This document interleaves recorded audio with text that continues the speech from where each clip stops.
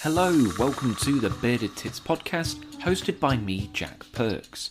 Professionally, I'm a wildlife cameraman, but I dabble in podcasting, and each Tuesday we release an episode as I have a chat with scientists, artists, filmmakers, and passionate people all about nature in a light-hearted and certainly not serious way.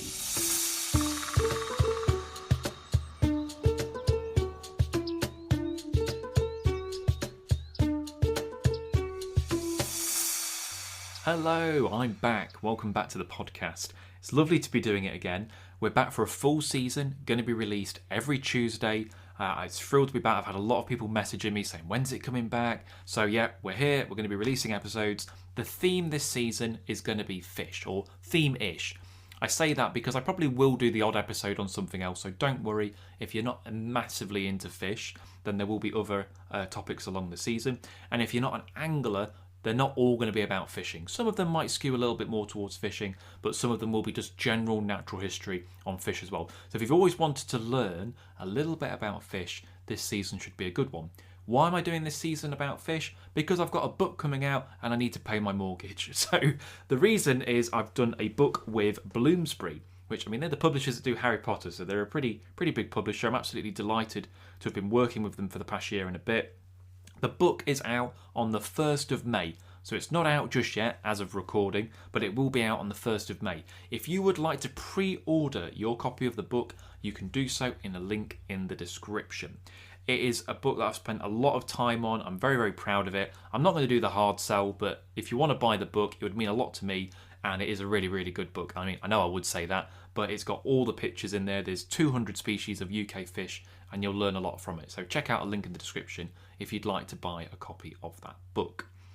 Now, I've also got some very exciting news, which is I'm going to be doing my first live podcast, and I'm releasing tickets for it.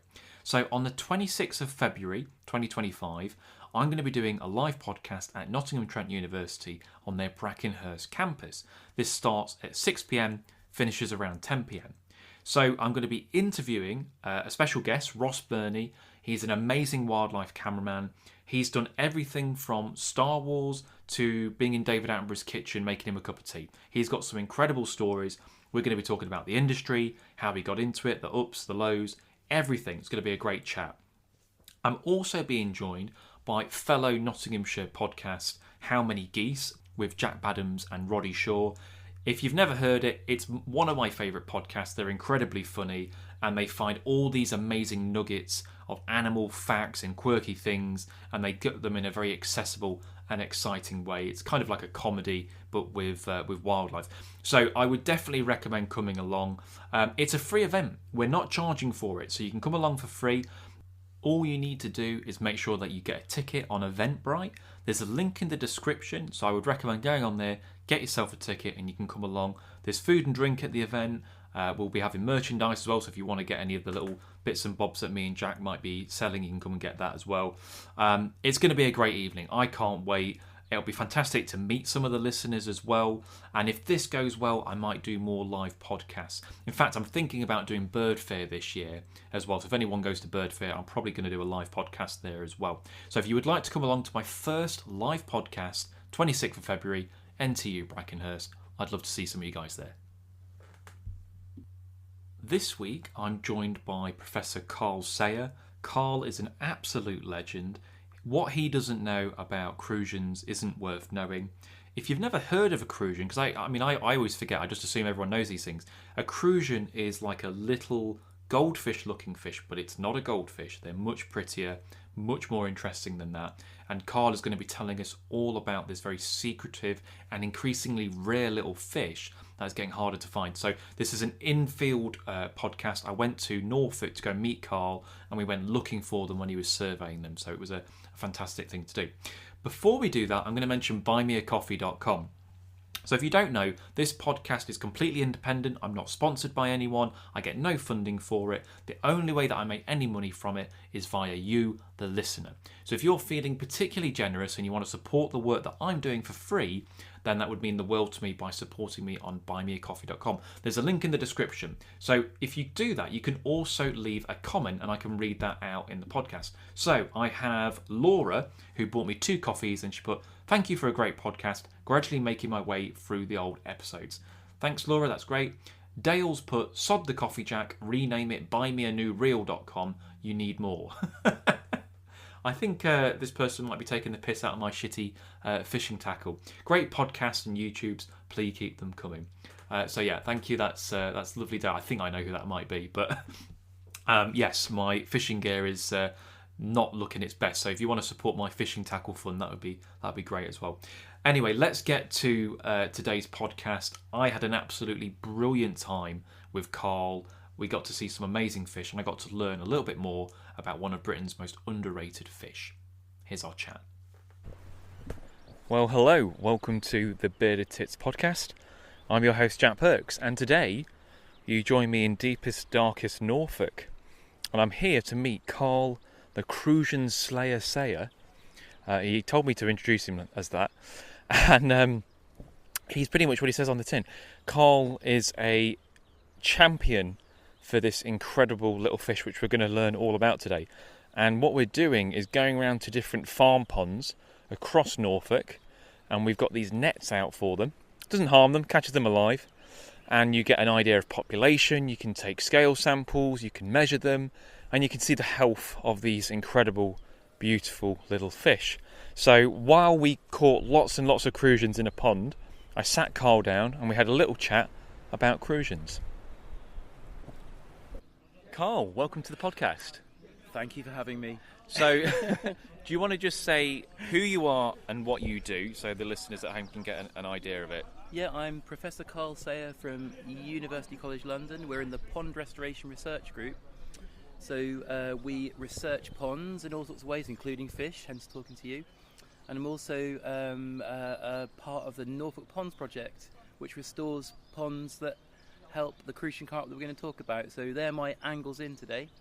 Yeah, and if people can hear things in the background, so we're currently, just to give you an idea, we're sat in a farmer's farmyard. Is that a fair thing to say, Carl? It's a classic farmyard and farmyard pond setting, yeah. We're in, are we North Norfolk, Middle Norfolk? We're in TF, which means just into West Norfolk. Okay, and there are people currently going through what can only be described as a shit ton of crucians. I think that's a technical term, and doing it. So if you hear people muttering in the background, that's what it is. So let's start with the basics, because a lot of people, particularly if they're not into fish like you and me, they might say, "What's a crucian?" So what is a crucian?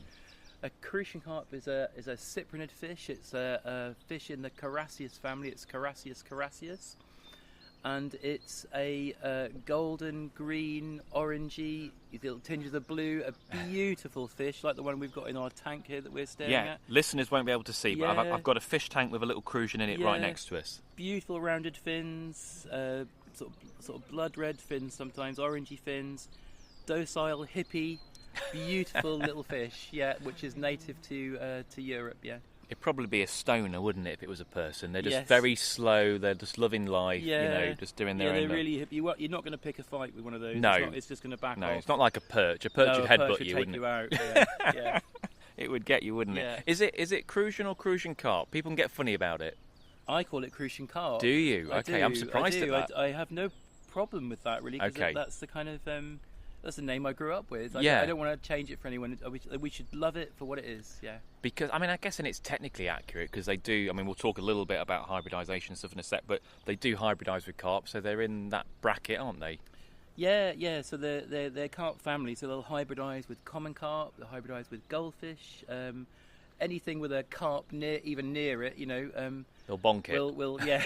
They'll have a go. And it doesn't always happen, but no. Often if there's other carp species present, they will hybridise, And that's one of the issues, right? So the way I describe it, and I'm sure you can put it better, is it's a bit like Scottish wildcat, in that you've got domestic cats breeding with Scottish wildcats, you get a load of hybrids. This is sort of the fishy version.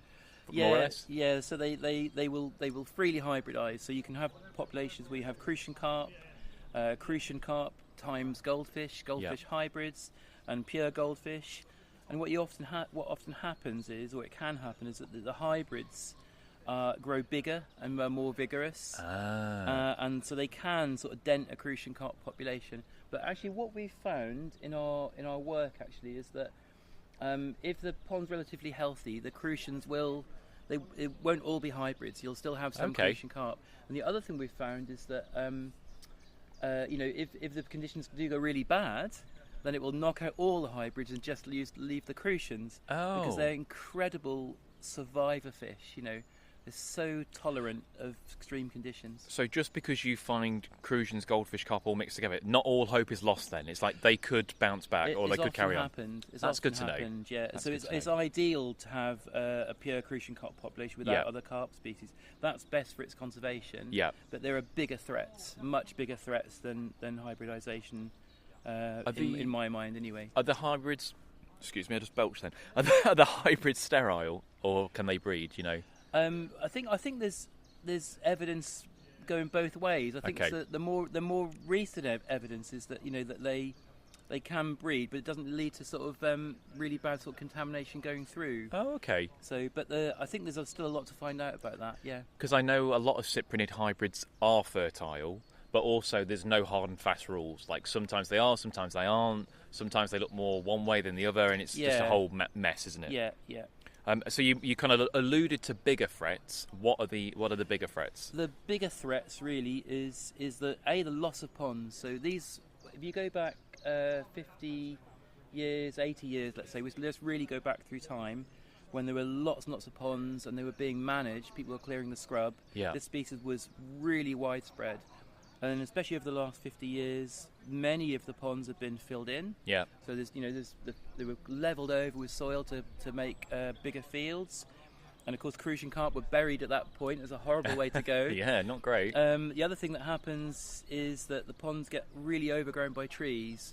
So trees come in, shade the pond, fall in the pond, and it knocks out the plants. The conditions become less ideal, becomes highly anoxic, which the Crucian carp can cope with really well for a period of time, but it can't recruit.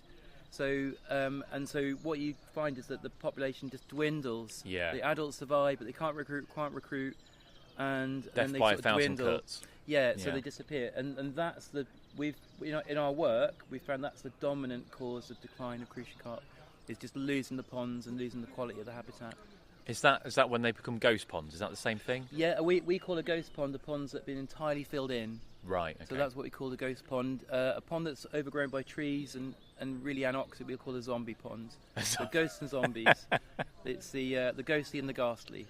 And what's like a Crucian heaven? If you had to paint a picture of a perfect Crucian pond, what would that be? The perfect Crucian pond really is full of plants. Oh, okay. So there are fish that love weedy ponds. Right. So lots of plants. There's lots of cover for the fish. Places to lay eggs. Places to avoid predators if there are any things, like otters and things like that. Yeah.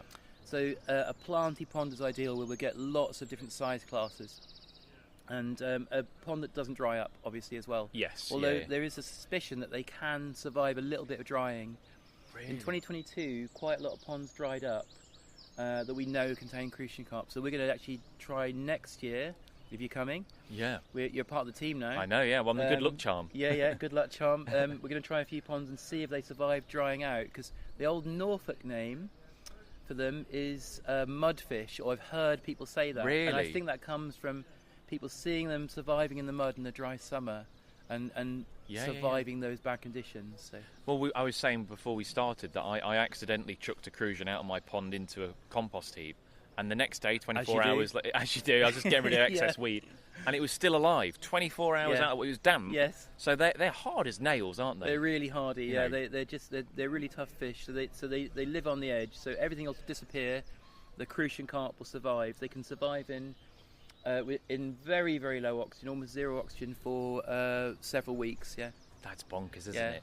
And don't ask me the mechanism; it's too complicated. But they've got all these incredible metabolic sort of systems that come into play, and they just go into sort of survival mode and then survive it. Yeah. Isn't there a thing about them living under ice, something, and they get pissed on their own body fluids or Yeah, something. I'm yeah. probably not putting it very well, Yeah, but there's something like yeah, that. I have to be honest, I don't really understand all the mechanisms. No, okay. But they, but yeah, they can survive under ice, which is again, you can get very, very low oxygen conditions under those. When you've got total ice cover. Yeah. And it's the same with trees. If you've got loads and loads of trees, loads of organic matter, no light, loads of bacteria digesting the leaves, the oxygen can be low for months and months and months on end. Duckweed's one of the worst. Yeah. Yeah. And they can survive under that and just do their thing. Yeah, we had a pond that had 8 years of duckweed. It was the pond where I caught my first ever Crucian Carp when I was a little 8-year-old boy. And it had, when we first started the project in 2008, we wanted to start at this pond because I knew they were there when I was little. Yeah. So we went there, and we knew because I was surfing it. It had 8 years of continuous duckweed cover, so we held literally no hope. Put in the nets, pulled them in. I don't think I slept. I didn't even get a wink. I was just dreaming of this fish of my childhood. And then in one went into the net, and we pulled in a single Crucian Carp. Wow. And we just couldn't believe it. The next year we got a handful more, and they were all really big fish. Yeah. And the duckweed had disappeared by this point. And then over the years we just watched it recover. And I thought, if that fish can survive 8 years underneath duckweed, we should start looking after that fish, because that's a very special creature, because nothing else could deal with that. So let's describe, because obviously this is audio, so let's describe the Crucian for people that don't know, because they are a very pretty fish. Yeah, so every fin is rounded. I mean, it's like its sort of personality. It's a gentle moving, slow moving fish. When you hold it in your hand, it doesn't sort of move too much. And the fins are all completely rounded. So perfect for still waters, isn't it? Perfect for still water, yeah. And the other thing they've got is a little black tinge to some of the I've fins. That's never very noticed that. distinctive. Yeah, you'll see it now when I've said it. I have, yeah. And the colour is, in the light, it's gold. It's gold. There's greens, there's the oranges, and that's its real thing, really. People say bar of gold, or is in the north of England they call them golden carp and things like that. Really, it's a truly beautiful little fish, yeah. Which is, I mean, we were talking about this earlier, which is slightly ironic because people have gold fish, and they're that ghastly, gaudy carrot orange, and yet this is literally a fish that is pure gold. It is, in its completely natural state. And the other thing I've got to say, there's no barbills on this, so have no little bits coming down from the. I mean, I would say, can we do Crucian ID? But that's a bloody nightmare with some of them, isn't it? In terms of the hybrids and whatever. But there's a couple, like you said, there's a couple of easy ones, which is if it doesn't have any whiskers like myself. I've got too many whiskers. Then it's a good candidate. Yeah, you instantly know when you haven't got a Crucian. Yeah. The challenge is knowing what it is. So a Crucian Carp, I can quite easily tell apart from a goldfish. Yeah. And a hybrid I can guess because it has the characters of both. Yes. Yeah. It just doesn't look right for a Crucian. Doesn't look right for a goldfish. Yeah. Crucian common carp is a fascinating thing. I mean, again, it's fairly obvious. They've got a more cruciany scale, top fin, dorsal fin. But when you start having things like, is that a Crucian common carp hybrid, or is it a goldfish common carp hybrid? You're scratching your head. It's I know. So difficult. There's very few people I think can do that in the field. And of course, you've got the old Prussian Geibel carp to look forward to now. Yes, I don't know anything about that, but I know it's just arrived in Britain, which is a great shame. Whether the Environment Agency can get hold of it, I'd love it if they can. I know there's a population not too far from me, about an hour and a half, and I'm going to go and try and get one to photograph, because I think it'd be really useful to get a decent image of that next to a goldfish, next to a Crucian. You would. Just to sort of compare them all. But I've seen them in Hungary, and they're everywhere. They're absolutely everywhere. So that's the great thing about conserving species, that this Crucian carp in England really is that we don't have very much of that, and that one does seem to really knock out the Crucian carp. So across Europe, that's one of the reasons why Crucians are rare. In Europe, I think that is a problem. But in England, we've got a real stronghold that we could look after. So I'm really passionate about the conservation of the Crucian carp. So we're an arc site in many ways, aren't we? Exactly that, and what we're doing by taking them out to ponds where they used to be, and restoring ponds and putting them back is creating arc sites all dotted around the countryside, and all we're doing really is putting back what used to be hundreds of years ago. Yeah, And this might be a touchy subject, but we'll cover it. Yeah. So the whole native status, because originally it was like the Crucian, the native carp. Yes. And a paper came out recently which has kind of put some doubt on this. So I wonder what your take is. Yeah, well, I was involved in that paper. We okay. did a lot of the sampling. Right, No, and I, you know, the thing about science is you go with the prevailing science. And the prevailing science now is that it's a medieval introduction, like common in carp. the 1500s, like common carp. The genetics showed for the populations that were analysed that it seems likely that's the case. But the thing is, there are caveats there. Yeah. The data's based on not a huge number of samples, and we provided a lot of those samples. But that was a while ago. We've now got many populations that we sampled, including in quite ancient lakes. Yeah. And that's what really interests me, is that it could be that modelling suggests there are medieval introduction from the genetics that currently, but that's only based on the sample that's collected. Yeah. So it might be that from some of these ancient lakes, where we get populations from there, we get a different story. So we don't know. I think there's one more roll of the dice on that. And if I had to guess, and a lot of fish experts will sometimes tell you the same thing, I think it could be a native species that got really rare and might still be here, might have gone extinct, but I still think it's a native species. It seems so likely that it would have come over on the land bridge with a lot of other species did the same thing. Yeah, and I suppose, like you say, it could be that there are pockets of native Crucians that are then mixed with these introduced, so the genetics are a little bit like they're sort of, they are introduced, but they've mixed and whatever. So I mean, we just need to do more work, really, and the definitive answer will come from taking a sediment core from one of these ancient sites where we know they're present in the Norfolk Breckland, and finding either some ancient DNA that's preserved down the core or some fish remains. And actually, we're just about to start that work. That's exciting. We've got a site which is going to be cored in the next few weeks. The team from Southampton University. We're going to link in with them and try and do some ancient DNA work to see how far this population went back. I've got a sneaky feeling that it's going to turn again, and we're going to decide it's native, and then we might get more help saving it. But actually, we don't care. We think we should be looking after it anyway, because it's been here a long time.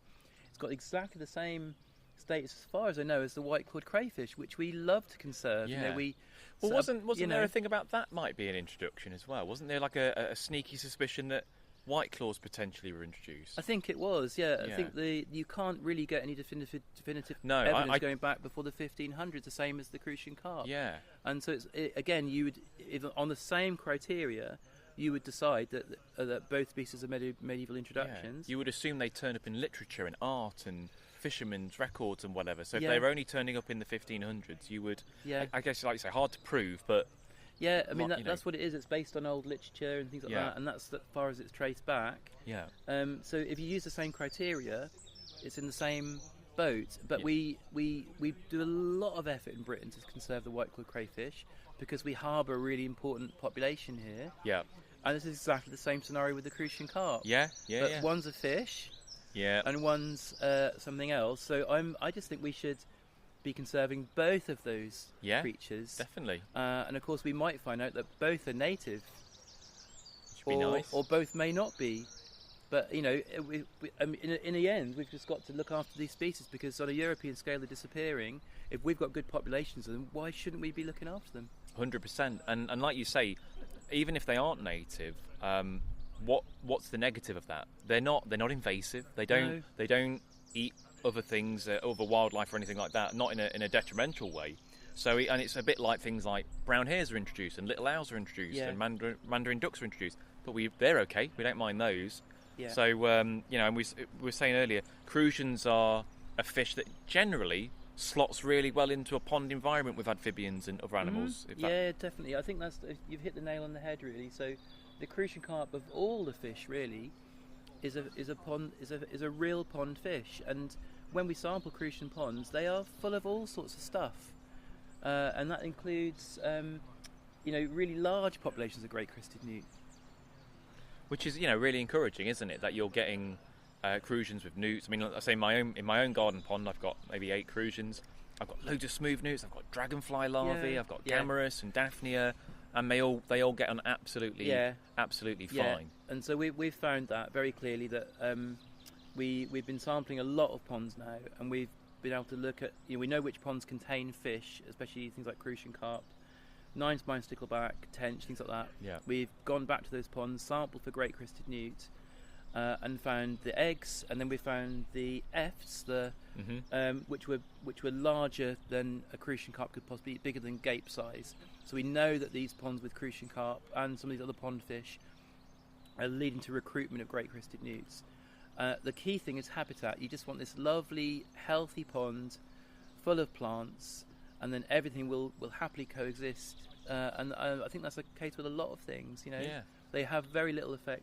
What we have found is that having a few ponds with Crucian Carp in the wider landscape, dotted around, at the landscape scale actually enhances things like invertebrate diversity, plant diversity, things like that, because of their selective feeding and the way that they slightly change the architecture of the food web.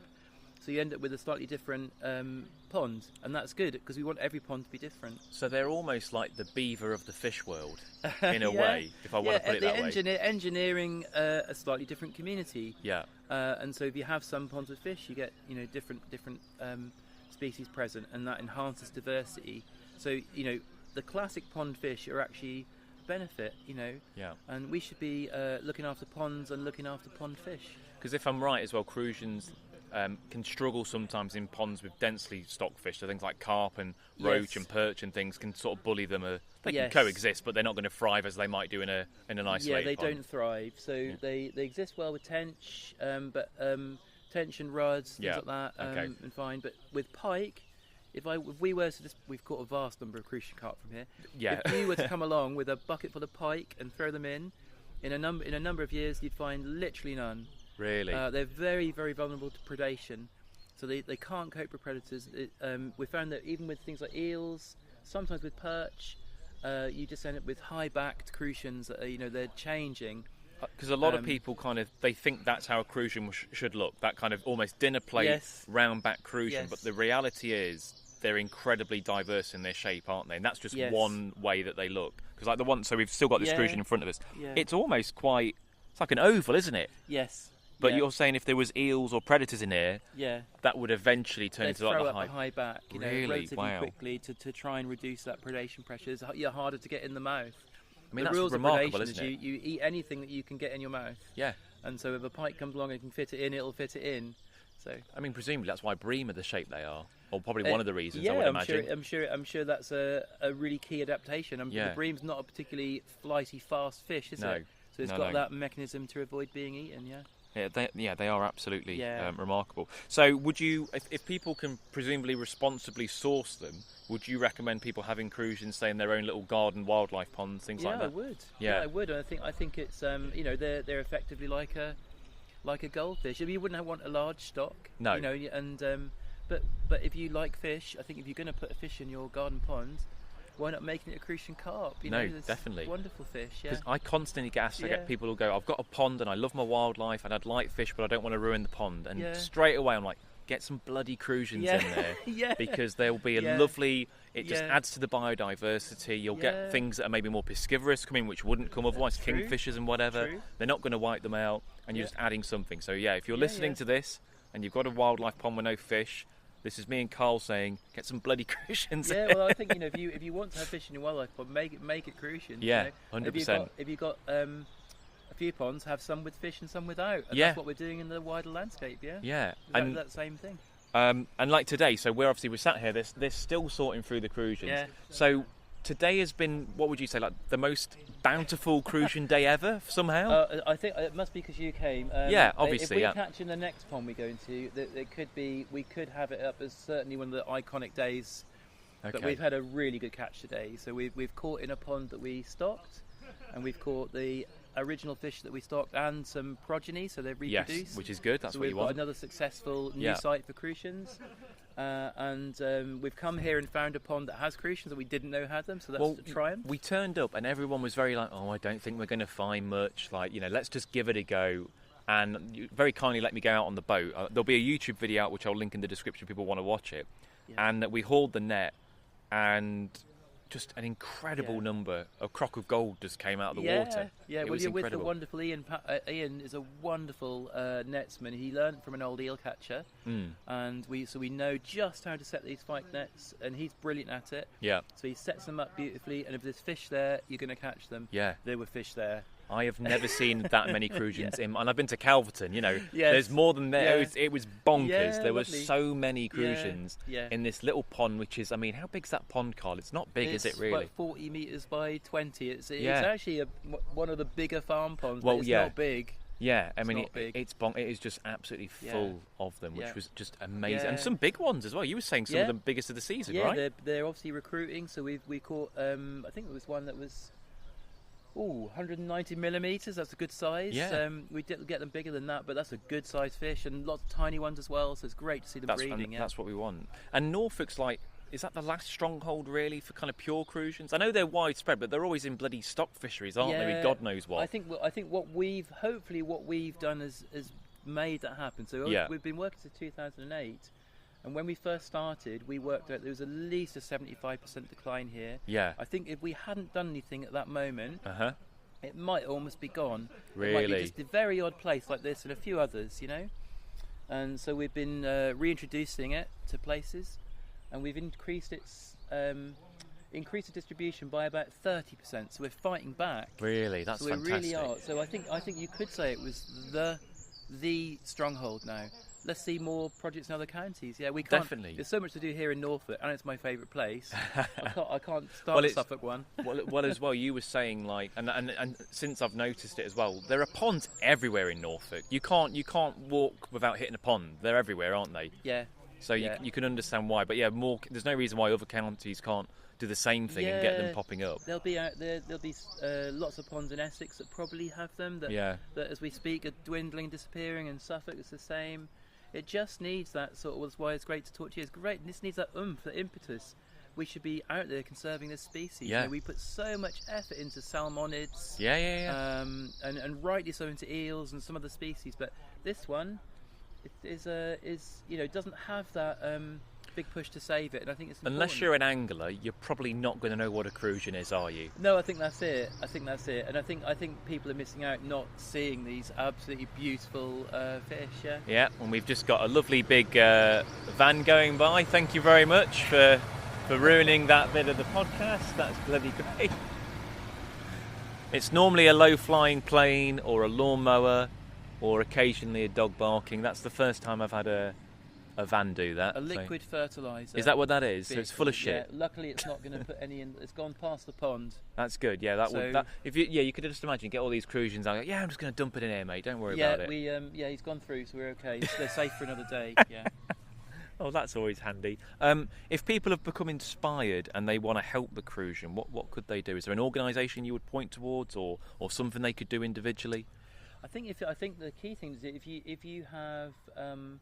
Well, first of all, if you know if you're from East Anglia, especially from Norfolk, and if you know of any place that used to have Crucian Carp, please get in touch via the podcast somehow. You can find me on the web. You're on Twitter, aren't you? I'm as on well? Twitter or X, whatever the hell it's called now. Yeah, yes. Yeah. So you can easily find me anyway. Yeah. But do get in touch. If you're a farmer and you want to restore ponds, get in touch with Norfolk Ponds Project. Yeah. But I think the key thing is that try and find out. If you have own land and and if you have got the Crucian Carp present, really look after it. It's a precious thing, Because I suppose in many ways they thrive on neglect. Because they don't want somewhere like I know that typically you don't tend to go to like village ponds, because chances are someone's chucked goldfish and carp and whatever in there. So you want like a little backwater farm pond that's not been touched for 50 years. Yeah. That's what's going to get your knees moving, isn't it? Those are the sort of ponds we're after. So out in the farmland, way away from anywhere. The fish are safe in those locations. Yeah. And the key thing is that is every so often going to manage the pond just to clear the trees so it doesn't get all overgrown. Yeah. And those are the sort of ponds we like. So plant filled, beautiful little farm ponds. And we'll go around and we get to sometimes we think, God, there's going to be Crucians in there because the pond looks so good. Yeah. Crucian carp ponds are often the most beautiful ponds in the landscape. Well, it's almost had a bit of a research because we're both anglers as well, and we both like fishing. Yeah. And it seems to be almost a little bit trendy for fisheries to do dedicated Crucian fishing ponds, isn't it? Like you'll see these like lily fringe ponds with only Crucians, maybe some tension there as well. Yeah. And I've been to a few fisheries now that do that, and it's lovely to see that. I think that's absolutely brilliant. And they'll often get them from Calverton or somewhere that's accredited with pure Crucians, which I think is great. I think that's such a good thing to do. Well, there's places here, there's fisheries. There's one at Great Ryber in Norfolk, and there's a wonderful one at called Rocklands Mere in Norfolk, and they took some of our fish. Did they? So they got some Norfolk wild fish. Yeah. And I think it's just starting to get going a bit. So we're getting a few more, fisheries that are going with Crucian Carp, and I think it's really healthy because there's been such a dominance of common carp fishing. Yeah, mud pigs. And we go away. Yeah, mudfish. We go away. We're getting away from some of these species that are brilliant for children to catch. I mean, that's the only reason I'm sitting here talking to you. Yeah. Because I caught this fish when I was 8, and it took me ages to catch it. It took me about a year. Yeah. They're very delicate biters, aren't they? Yeah, it took me years. We didn't know what we were doing, and we finally when me and my friend caught some, and it was just, we saw it, and I'm sitting there now with that fish, and it just affected my whole life. It made me love the ponds. It helped me love nature, and of course that's why I'm sitting here. That's why we're doing this, because I want to save this fish that gave me all this joy. I mean, they are beautiful. They're absolute stunners, and so I can't fault you for that. They're up there with my favourites. They're in my top 5, I think, definitely. They are absolutely beautiful fish. So I think that's about it, because I'm getting cooked. Yeah. You guys, because you're out the sun. It's 18 degrees. I know. I've got a big bit of face fungus on my head, which is hat on. I know you should be sweating as well. So I think, should we get another cuppa and go look at some more Crucians? Kipling, yeah. Oh, deal. All right, lovely. That was Carl Sayer, absolute legend. I love that man to bits. When I first started filmmaking, probably over a decade ago now, I got in touch with Carl, and he very kindly took me to some remote Norfolk farm ponds to film Crucians. And we were walking to this pond in the middle of nowhere, and we were coming up to a fence. And Carl's, he's a short guy, and I thought he might struggle a little bit. And I just said, "Are you going to be all right over that fence, Carl?" And he's like, yeah, I'll be fine. And he lifted one leg up, and then he proceeded to roll over, a bit like, that cheese they roll down the hill in Somerset? They do cheese rolling. Basically, it looked like that, but with a small, stout man. And I did the only thing I could possibly do, which was just piss myself laughing at him. And I fondly remember, I don't know if he necessarily fondly remembers that, but I did find that quite funny. Lovely bloke, he knows a lot. So, if you are interested in any of the stuff that I mentioned at the beginning of the podcast, if you want to look at my book, if you would like to come to the live podcast on the 26th of February, or if you would like to donate to buymeacoffee.com, then do check out a link in the description. I definitely recommend for the live podcast. There's not that many tickets, so if you want a guarantee, make sure you get a ticket and bring that along with you on the night. I would love to see some of the regular listeners. It would be amazing. This has been the Bearded Tits podcast. I've been your host, Jack Perks, and I'll see you next Tuesday. Cheers.